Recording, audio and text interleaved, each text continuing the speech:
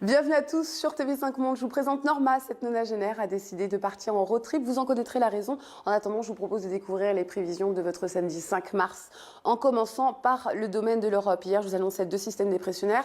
L'un d'entre eux s'intensifie, notamment sur la région française à Paris ou encore du côté de Genève en Suisse.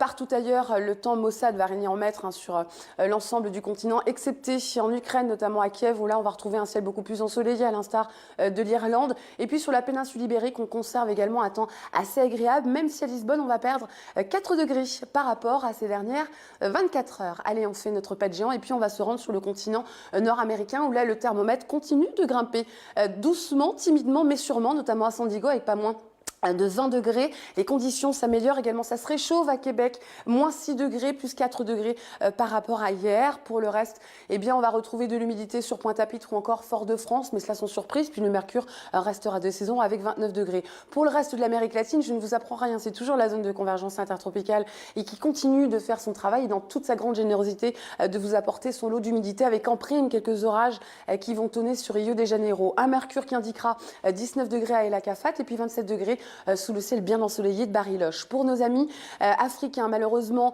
eh bien, c'est l'humidité qui va rythmer votre journée sur une bonne moitié sud, excepté à Johannesburg ou encore à Windhoek, où là, on va échapper à cette perturbation. On parlera de moussons africaines pour le Cameroun ou encore la Centrafrique, pour ne citer qu'elle. Et puis, les conditions se dégradent également, notamment sur le Maghreb, notamment à Casablanca ou encore à Alger. Sur le Proche-Orient, globalement, les conditions seront douces, sèches et bien ensoleillées, mais un peu d'humidité va persister tout de même encore un peu sur Riyad. 26 degrés du côté d'Ashgabat, on est presque à 10 degrés au-dessus de la normale de saison. Globalement, sur l'Inde, les conditions seront douces, sèches et bien ensoleillées, ce qui ne sera pas le cas encore pour la péninsule indo-chinoise, où là, quelques orages et beaucoup de pluie vont rythmer votre journée. On va retrouver de l'humidité sur Auckland, alors que partout ailleurs sur la Nouvelle-Zélande, les conditions seront plutôt bien ensoleillées, à l'instar de l'ensemble de l'Australie, excepté à Cairns ou encore à Townsville où cette perturbation pluvieuse s'intensifie. Et puis côté Mercure, on attend 19 degrés à Osaka et enfin 16 degrés du côté de Séoul. Voilà, c'est la fin de ce bulletin. Je voulais vous faire partager cette histoire qui m'a beaucoup touchée. C'est l'histoire de Norma qui, à la suite du décès de son mari, a appris qu'elle était atteinte